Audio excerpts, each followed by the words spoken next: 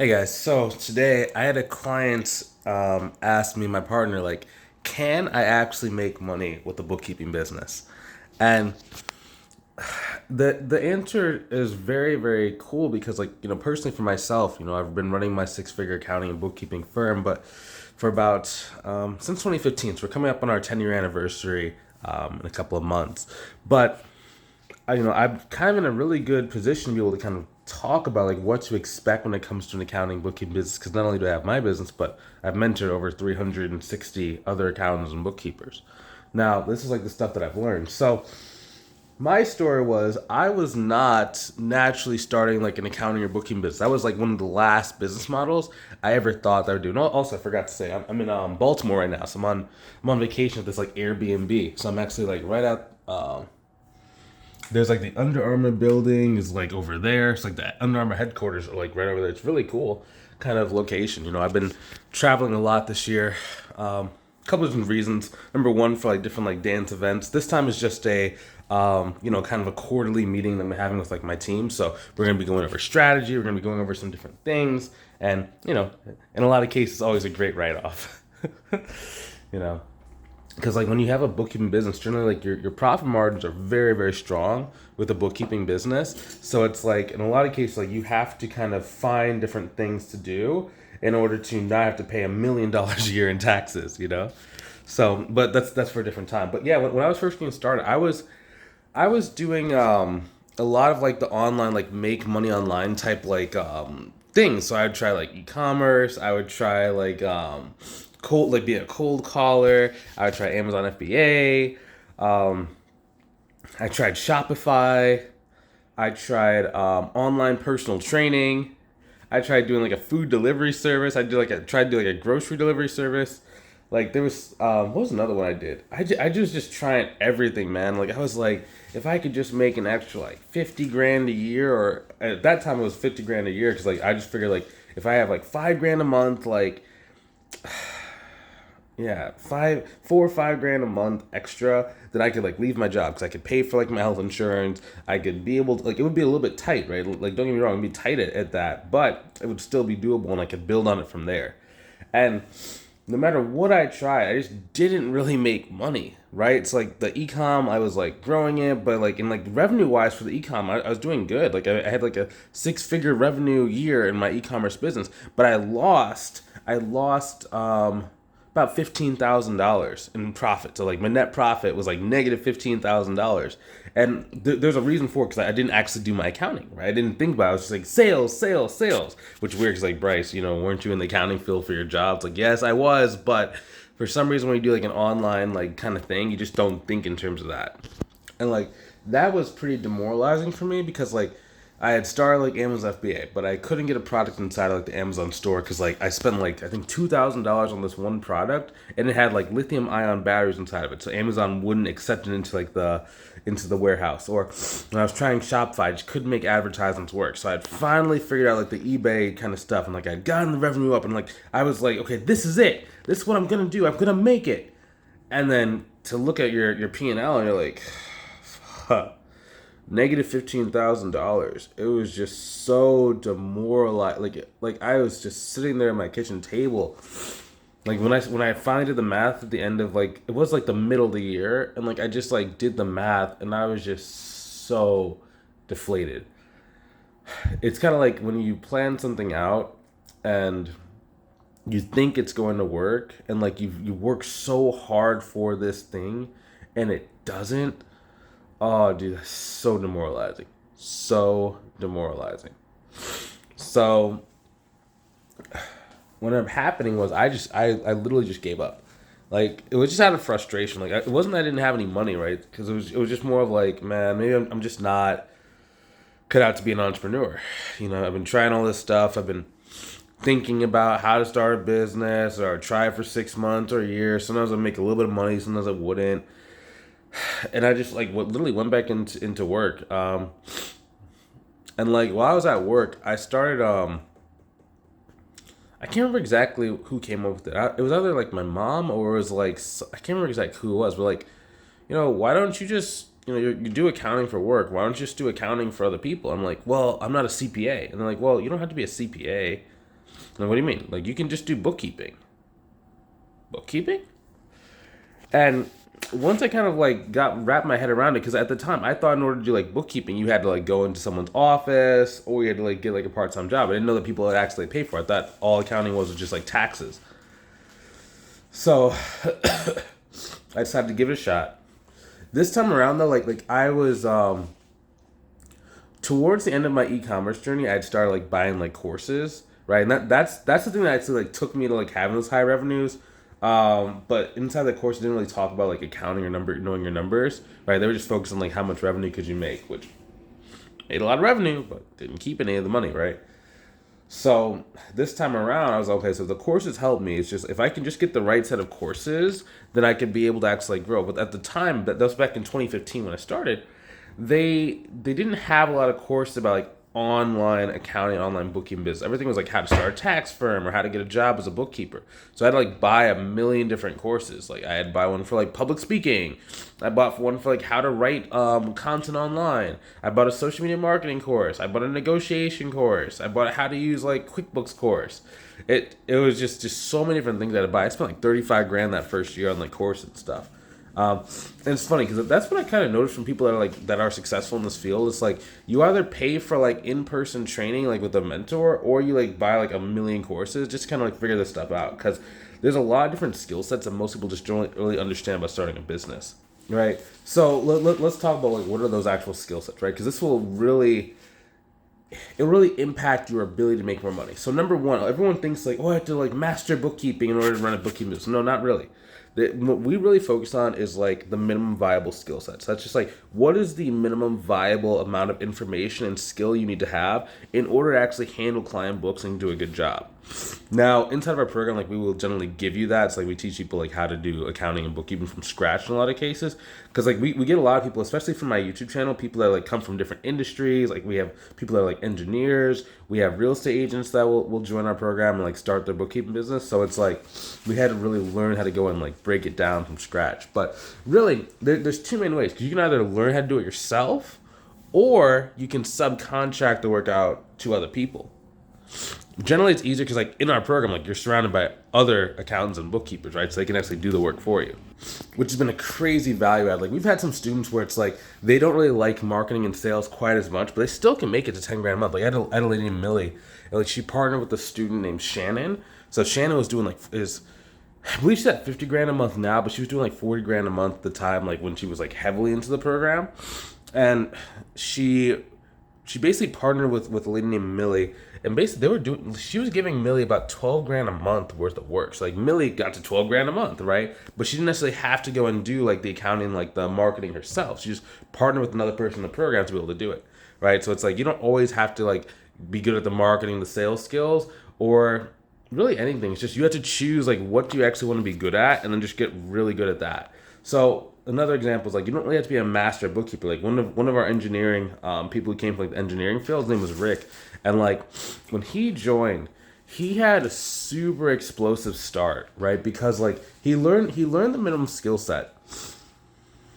He had probably about 3 months bookkeeping experience because he was like learning some bookkeeping, and like he basically came in contact with my YouTube channel. I was like, bro, we got you. Like I know you have 3 months experience, but dude, you could be growing your business so much faster. And he's like, okay. So he put his faith in us. He went. And the reason why he wanted to even grow his business was because like in engineering, like they generally don't have a lot of like work-life balance.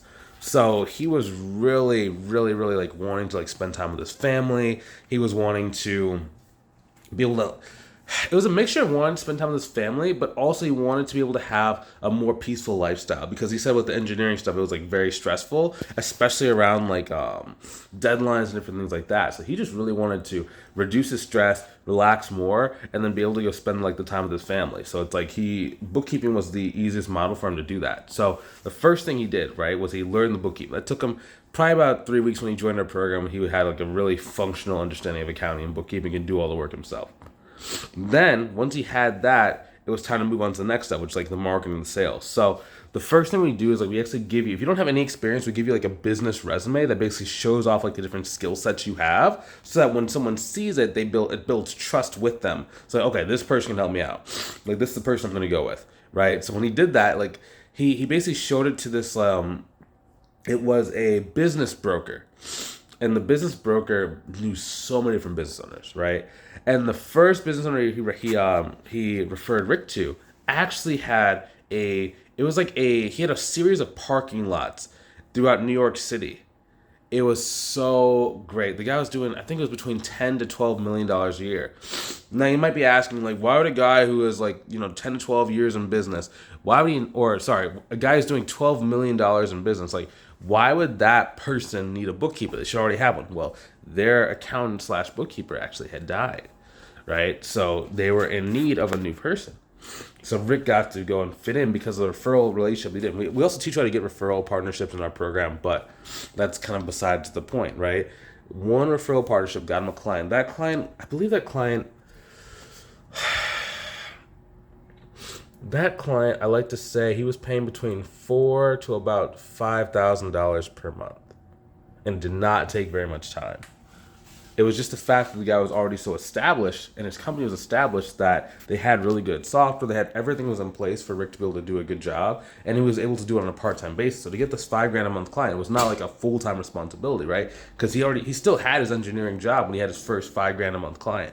Now you might be thinking that's crazy, but it's like, yeah, it's kind of crazy, but like he was making like $200K a year at his job. So a lot of people, what happens, like if they're making like 60 to 100,000 a year, right? If you get a $5,000 a month client, you're able to leave your job, depending on like your bills and like some different dynamics you maybe have at home, right?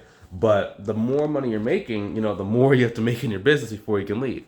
That's just what I've seen. So I've kind of like my sweet spot with people in the program, because it's very easy for us to add like 10 to 15 grand a month. When you start needing to get to like 30, 40 grand a month, like when you need to, when I say like need to, like you can't leave your job to at 40 grand a month, that's when it gets a little bit tougher, right? So I like to do like if you need like 10 to 15 grand a month to like leave your job, that's a really good sweet spot. It's very, very attainable. And then like if aspirationally you want to get to like 30 or 40,000 a month within like 2 to 3 years, okay, that's awesome as well. But it's more of like, if you need to make that much money, this is gonna be a really hard business model to make, because this business model is really suited within a year to have between about 10 to 15 grand a month to your recurring revenue. So it's like if you spend like 2 3 years, that's when you get to like 30 to 40 grand a month. But if you're expecting to do like 40 grand a month in your first year, and you have no sales experience, no bookkeeping experience, that might be a little bit tough. And like the only reason why I say is because like I don't want to like set false expectations with people, because like remember, like I make this channel on this YouTube channel to help you out. So if I like gave you a false understanding of like what was realistic, it would hurt you long term. That's not something I want to do. But it's like, it's really about learning that. Now, the other thing you can do is if you want to like barely understand the work, just enough to be able to like review it, just subcontract out to someone else. That means like how we talked about Shannon and Millie earlier. You could be in the position of Shannon. You're making the money, but you want to refer it out to someone else who can do the work, who actually likes doing the work. Maybe you split it. Maybe you give them like 30% of whatever you're bringing in, or 50% of whatever you're bringing in. You can negotiate whatever you want, but someone else can do all the work for you. So it allows you to be able to keep growing your business and scale your business, but you don't have to actually do like the actual accounting and bookkeeping work. Not that it's like hard, but it just allows you to like choose your own adventure and just choose what you want to do. And like the cool thing is like, it's kind of like if you have done some kind of online business, whether it's successful or unsuccessful, you probably could run a bookkeeping business with much less effort, because the reason why it's different is because of the fact that it's more of a traditional business model done in a new way.